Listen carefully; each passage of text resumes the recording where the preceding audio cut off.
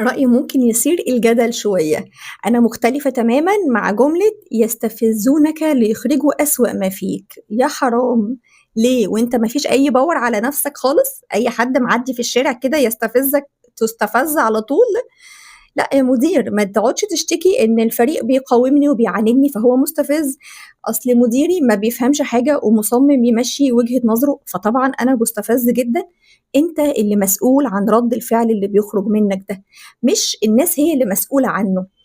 والناس اللي بتقعد تقول لي أنتِ عايشة في المدينة الفاضلة وما فيش أي حاجة بتستفزِّك بسهولة و ومش صعب إن حد يوصل للموضوع ده، أيوه هو صعب بالتدريب، أنا ما وصلتلوش بين يوم وليلة، هو محتاج سنين من الشغل، ولو أنت وصلت للمعلومات الصح بسرعة واشتغلت على نفسك هياخد منّك شهور، ولكن مطلوب منّك حاجتين ودول بداية التدريب.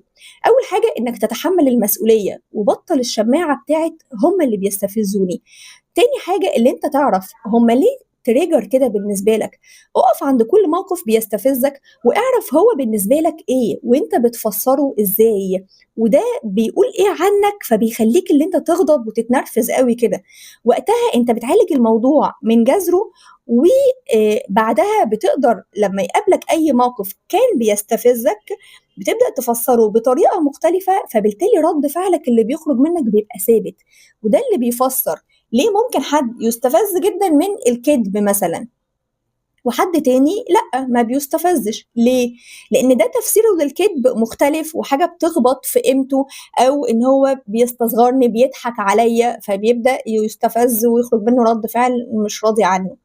أو ممكن يبقى رَد فعل راضي عنّه لإنه واجد له مبررات بقى، ما أصل هو كدب عليّا، فأنا طبيعي إن أنا أتعصّب، لأ مش طبيعي إنّك تتعصّب، ما هو غيرك ممكن حد يكدب عليه ويبقى مفسّره هو عنده مشكلة في أخلاقه، في قِيَمه، أنا مالي، فبالتالي مش هاستفز، فالحدوتة كلّها بتبتدي من جوّاك. أول حاجة بطّل تقول إن هُم اللي بيخرّجوا أسوأ ما فيك، أنت اللي بتخرّج ده. تاني حاجة ابدأ اشتغل على نفسك فعلًا من جواك لغاية لمّا توصل لمرحلة من الself awareness والثبات الانفعالي اللي أنت اللي تبقى ماسك الremote control في إيدك، مشاعرك أنت اللي مسيطر عليها، مش مدّي remote الcontrol ده لأي حد هو اللي يدوس ويطلّع منك المشاعر اللي بترجع تندم عليها بعدين.